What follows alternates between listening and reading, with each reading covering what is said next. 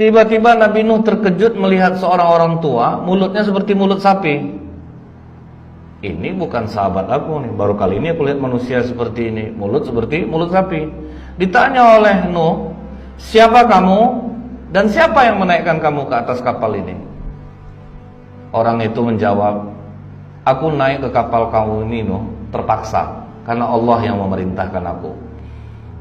Tapi aku sambilan juga, aku ingin badan sahabatmu bersamamu, hati mereka bersamaku.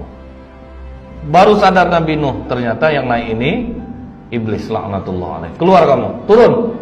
Oh tunggu dulu Nuh, aku kan juga diperintah Allah.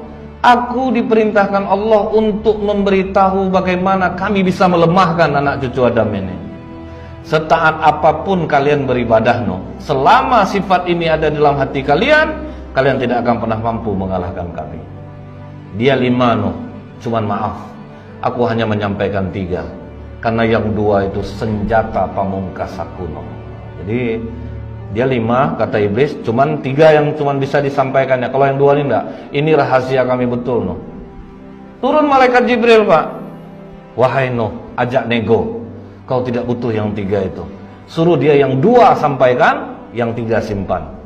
Akhirnya Nabi Nuh nego Pak.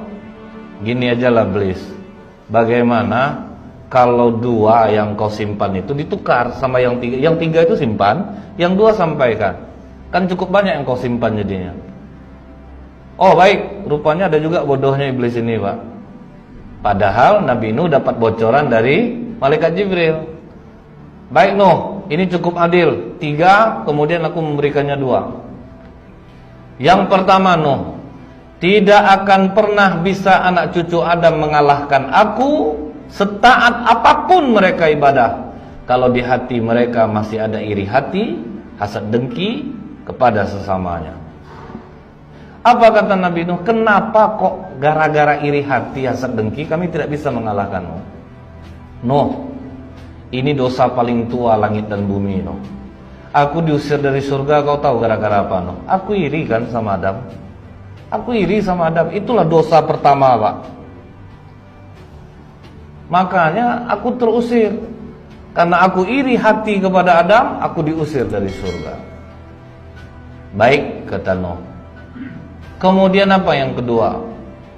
Dijawab oleh iblis, rakus. Kenapa dengan rakus kami tidak bisa mengalahkanmu? Kau tahu enggak Nuh, Adam itu apa lagi yang kurang di surga? Semua ada. Aku bisikkan saja sedikit kerakusan, makan buah khuldi. Gara-gara yang kecil ini. Maka Rasulullah pernah ditanya, ya Rasulullah, ada orang baik agamanya, bagus ibadahnya, tapi dia meneteskan air mata orang tuanya, dia mengecewakan orang tuanya. Apa kata Nabi? Anak itu jangankan masuk surga, baunya surga dia tidak akan dapat. Bersyukur kita yang masih hidup orang tuanya, meskipun sakit, meskipun menderita orang tua kita, lalu kita merawatnya bertahun-tahun. Ketahuilah, orang tua yang dirawat itu Allah tersenyum kepadamu karena engkau merawat orang tuamu. Tidak semua anak diberikan kesempatan untuk merawat orang tuanya. Umar bin Khattab pernah bertanya, ya Rasulullah, saya tahu tidak mungkin saya melihat wajahnya Allah di dunia, saya tahu tidak mungkin saya bisa melihat Allah di muka bumi ini, tapi saya mau ingin bagaimana supaya Allah tersenyum kepadaku. Maka Nabi menjawab, buatlah ibu bapakmu tersenyum, maka Allah pasti tersenyum kepadamu. Roh kita akan dikembalikan, kita akan didudukkan macam ni. Ni kita baring macam ni, duduk je. Duduk je. Yang ni lah barzah waktu tu. Sebab kita ada jawapan, kita pernah mengaji. Kalau orang tak pernah mengaji, dia kata ni apa dia ni? Alam apa ni? Siapa nak mai? Kenapa duduk di sini? Pasal apa tak hidup? Dia tak ada jawapan. Walaupun dia Islam, dia tak ada jawapan. Dia tak pernah dengar cerita tentang perjalanan barzah. Tapi kalau dia pernah mengaji, dia tahu ni barzah. Sagi apa akan berlaku? Malaikat akan mai. Berapa orang? 2. Siapa nama mereka? Munkar wa ahaduhuma nakir. Seorang nama Munkar, seorang nama Nakir. Aswadani azraqan. Nabi kata warna mereka hitam. mata mereka kebiru-biruan. Bukan dia punya tengah tu biru, dia berbuhat tengah tu saja, biru semua ni, biru. Dan di tangan kedua-dua malaikat ini ada besi yang besar. Siap. Lalu dia pun datang. Soalan tahu lagi, semua orang tahu dah. Senang saja. Man rabbuka? Malaikat ni kan tanya ni, gilam-gilam. Man rabbuka? Siapa Tuhan kamu? Maka lidah dia yang fasih, kerana dia orang soleh. Lidah dia yang fasih akan jawab, Rabbi Allah. Dia kata, Tuhan aku Allah. Malaikat seri muka. Malaikat tanya, ma dinuka? Apa agama kamu? Lidah seorang soleh yang fasih tadi akan jawab, diniyal Islam. Agama aku Islam. Siapa Nabi kamu? Nabi aku Muhammad. Tanya. Akhirnya dia pun menjawab ke semua soalan. Habislah tuan-tuan. Bukannya nak tanya, nak jawab.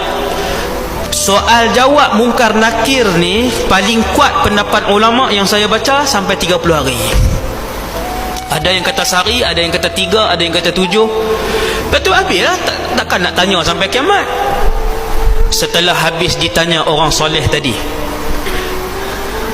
dia pun lulus semua soalan. Akhirnya dia pun dipersilakan ke sebuah tempat dan negara yang indah. Nama negara itu adalah Raudatan min Riyadil Jannah. Satu taman daripada taman syurga. Belum syurga lagi, duduk taman dulu, tapi punyalah cantik. Tuan-tuan menapi taman sultan-sultan, taman istana. Kita masuk taman di istana, duduk di taman tak apa dah ustaz. Punya mewah dah taman tu. Sultan mana ustaz? Tak payah tanya. Pilah taman sultan mana pun, subhanallah, punya mewah. Di taman tu boleh masuk dah bawah tanah. Punya kaya, mewah. Tuan-tuan, tu baru sultan Malaysia pula dah. Tu baru sultan dunia. Yang tu baru sultan dunia. Kalau taman syurga, taman hak Allah buat, di situlah alam barzah, di situlah roh orang soleh tinggal buat sementara waktu. Mereka berjalan, mereka berseronok, maka boleh tengok dah kawasan dan tempat yang indah. Rehat dah. Kita nak digan hak dunia penuh dengan pembohongan, perkelahian apa semua ni kan, nak digan hak taman syurga. Kita nak digan taman syurga. Tuan-tuan, roh tadi dibawa ke situ. Tuan-tuan tahu apa yang berlaku? Ni Nabi sebut, apabila roh dia dibawa ke situ,